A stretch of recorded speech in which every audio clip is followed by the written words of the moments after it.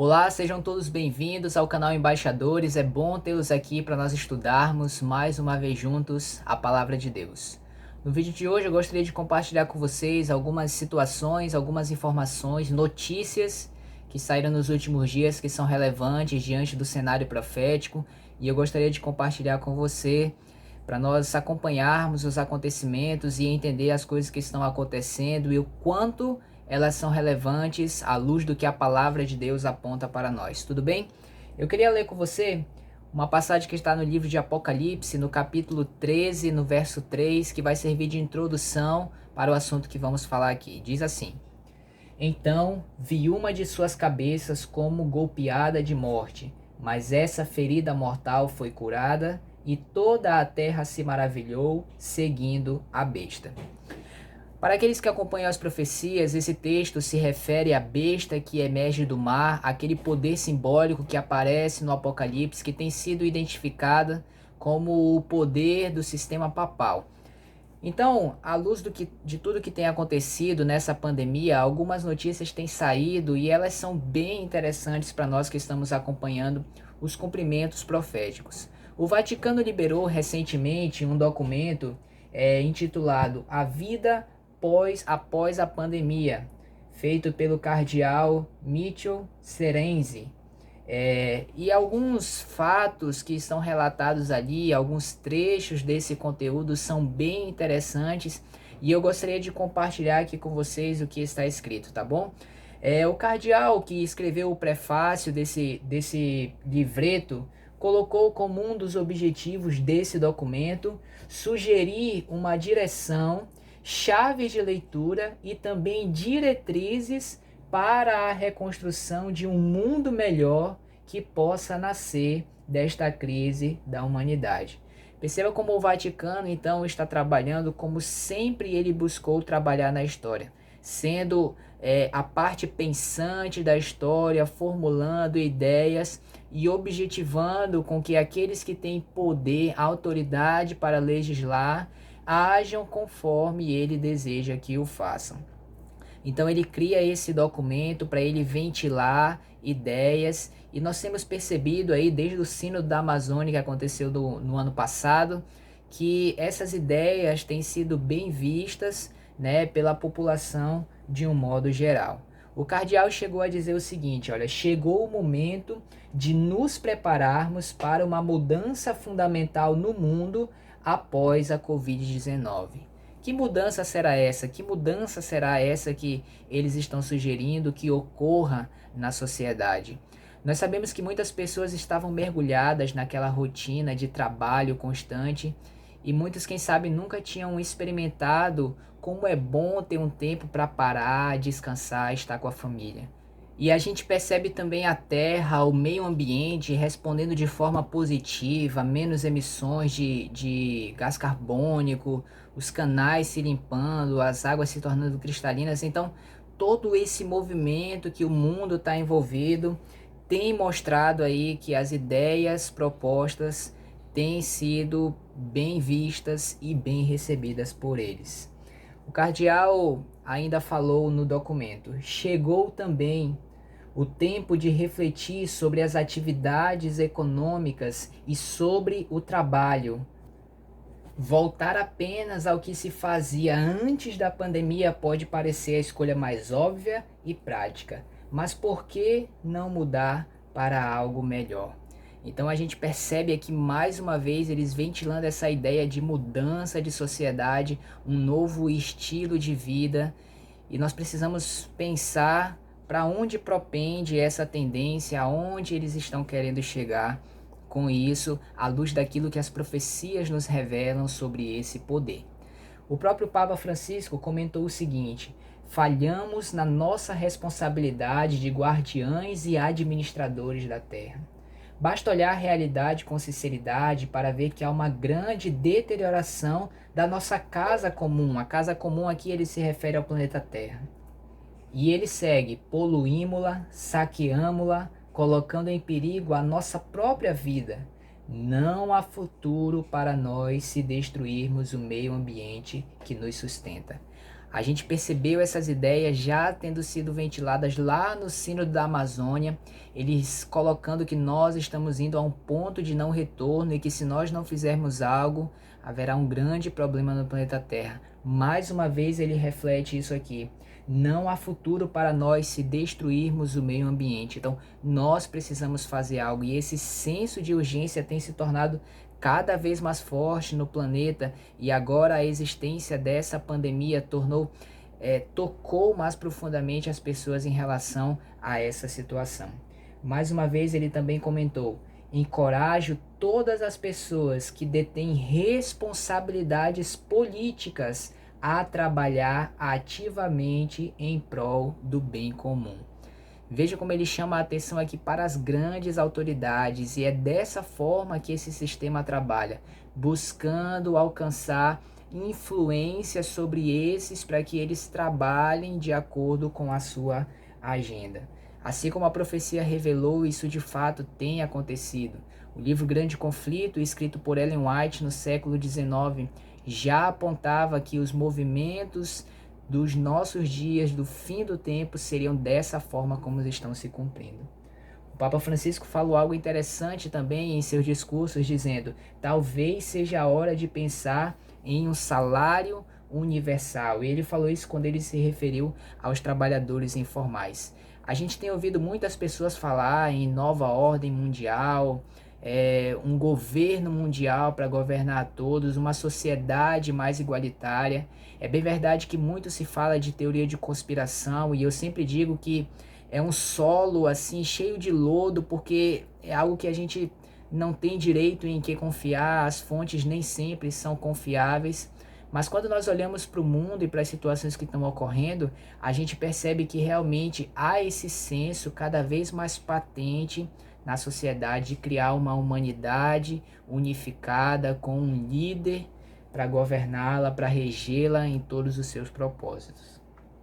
Papa Francisco ainda disse: espero que esse momento de perigo nos tire do piloto automático, sacuda nossas consciências adormecidas e permita uma conversão humanística e ecológica que termine com a idolatria do dinheiro e coloque a dignidade e a vida no centro. Desde o início do seu pontificado, lá atrás, quando ele promulgou a Laudato Si, em que falava sobre o meio ambiente, o cuidado com a casa comum, ele deixou muito claro que essa seria a sua forma de trabalho, ele caminharia nesse rumo. O Sínodo da Amazônia veio para reforçar essa ideia. E mais uma vez, a pandemia que aconteceu, ela tem mostrado como ele realmente está certo naquilo que ele está propondo. Então, de certa forma, isso tem ajudado a ele a alcançar os seus objetivos e fazer com que o mundo siga aquilo que ele tem propondo, que ele está propondo. E o espírito de profecia referencia para nós que esses polos diferentes que existem no mundo, poderes antagônicos que existem, muitos dos quais não tem nenhum tipo de relação. Essa grande união global será produzida pelo grande inimigo das almas, o próprio Satanás. Está ali por trás, arregimentando tudo, talvez, quem sabe, criando situações de caos para que ele possa chegar depois e colocar a sua solução. É dessa forma que ele tem trabalhado, dessa forma que ele trabalha para conseguir os seus grandes objetivos.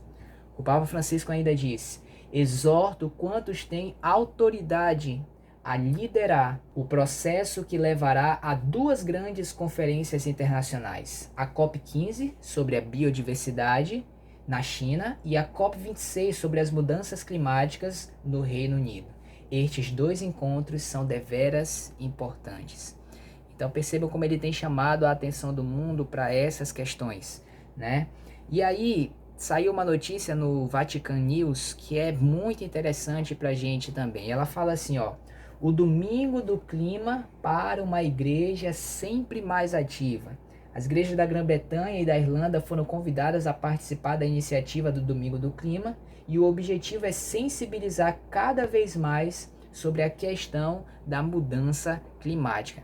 Então veja como de fato eles têm trabalhado nesse ponto, nesse objetivo, nesse foco, e as igrejas ao redor do mundo estão comprando essa ideia, né? Então, o que é o Domingo do Clima? São igrejas que estarão empenhadas aí durante um ano inteiro de ações, né, em prol do meio ambiente, e ali tendo como peça-chave o domingo.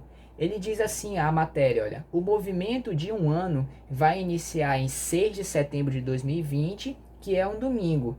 Esse período é conhecido como tempo da criação. Eles estão colocando a ideia aqui de um tempo para a criação. Mas vejam, Deus ele já não estabeleceu um dia com esse objetivo, um memorial da criação, um dia em que todos são convidados a descansar, cessar dos seus trabalhos. Deus já não estabeleceu esse dia? Então por que colocar um outro dia? Seria isso ir contra a vontade de Deus? Sendo que o Senhor fala que o seu dia é imutável e ele permanece ainda que na eternidade. Veja outra coisa que fala aqui interessante ainda na reportagem.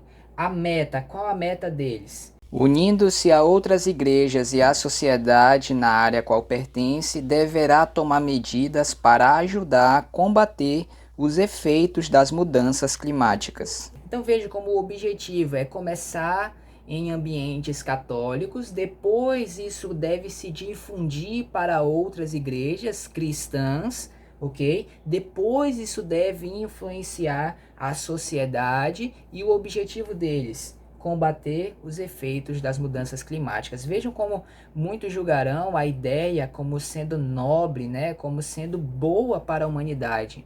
Só que o grande problema é que as pessoas esquecem que Deus ele já propôs a solução para isso e o homem está tentando fazer por um caminho que Deus não indicou. Então isso é questionar a autoridade de Deus, é ir contra os seus mandamentos. O texto fala assim ainda, olha.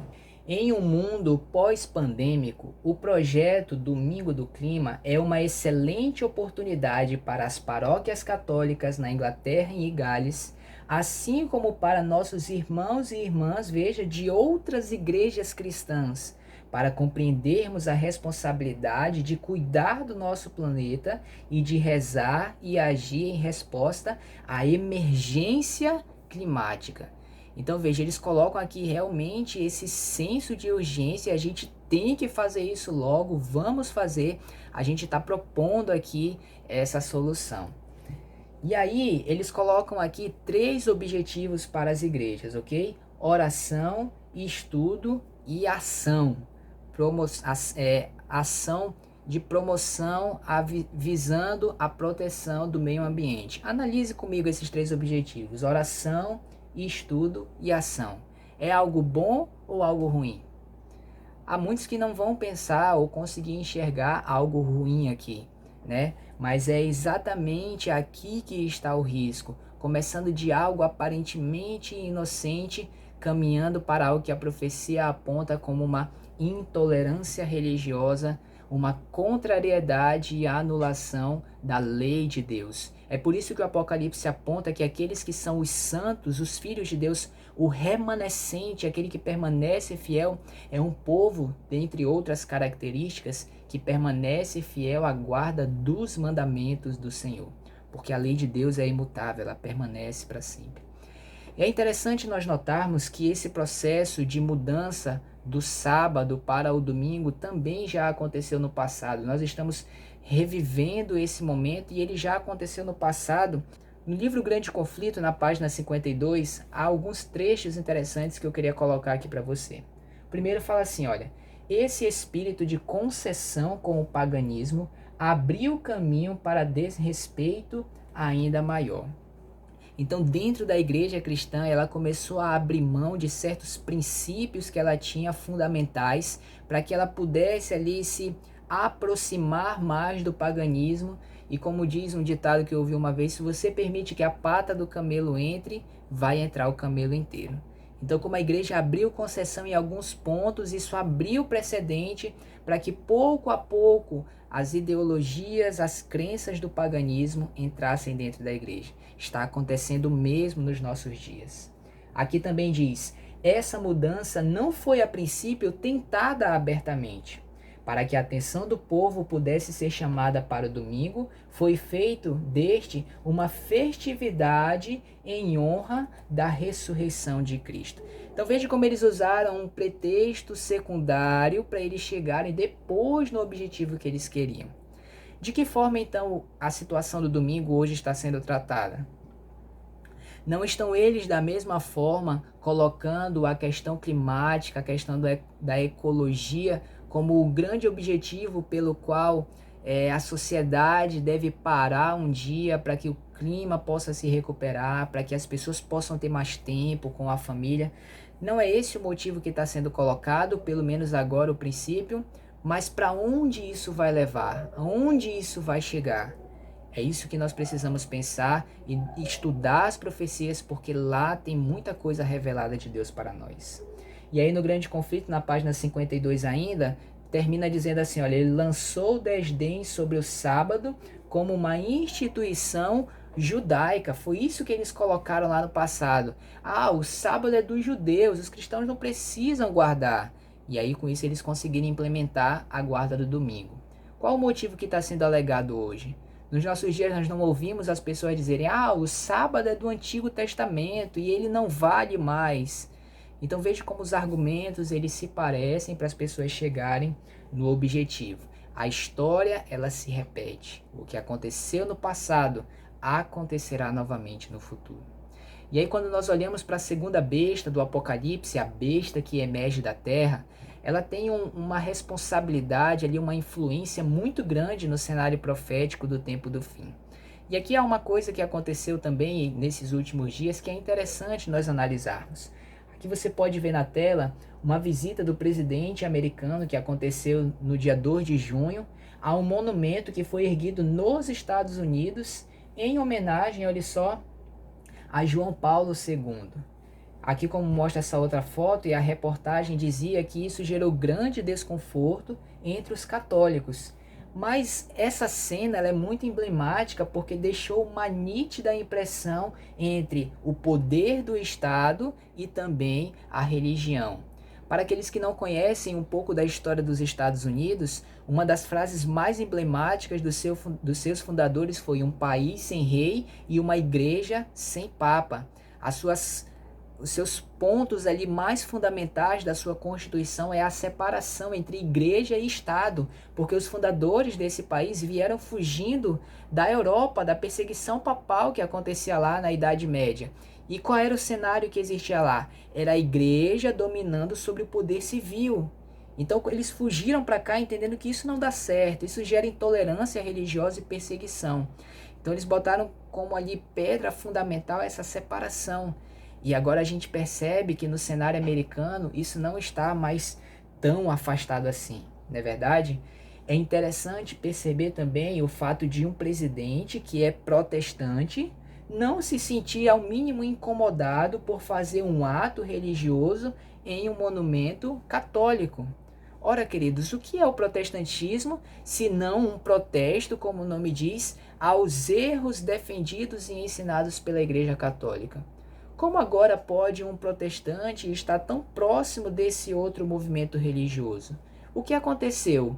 O catolicismo mudou, deixou de lado os seus erros, ou são os protestantes que estão fazendo concessões e já não protestam mais como antes? O que está acontecendo? A pergunta interessante para nós finalizarmos esse vídeo é: será que ainda há protesto? Ou isso realmente está acabando e os dois lados estão se juntando? Quando nós olhamos para Apocalipse 13, o verso 11 e 12 fala assim, olha, vi ainda outra besta emergir da terra.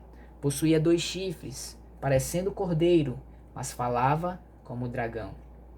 Exerce toda a autoridade da primeira besta na sua presença. Faz com que a terra e os seus habitantes adorem a primeira besta, cuja ferida mortal foi curada. Esse grande abismo que a profecia indicava que existia lá no início entre protestantismo e catolicismo, a profecia diz que esse abismo seria fechado porque eles dariam as mãos.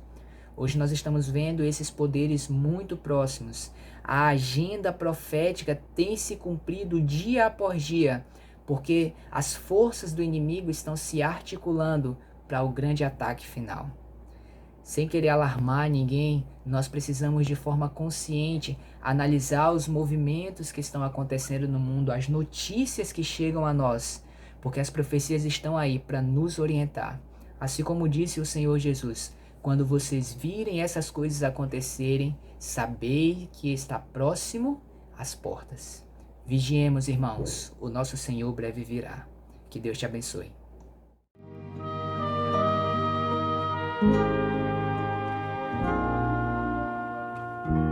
Cada dia posso ver,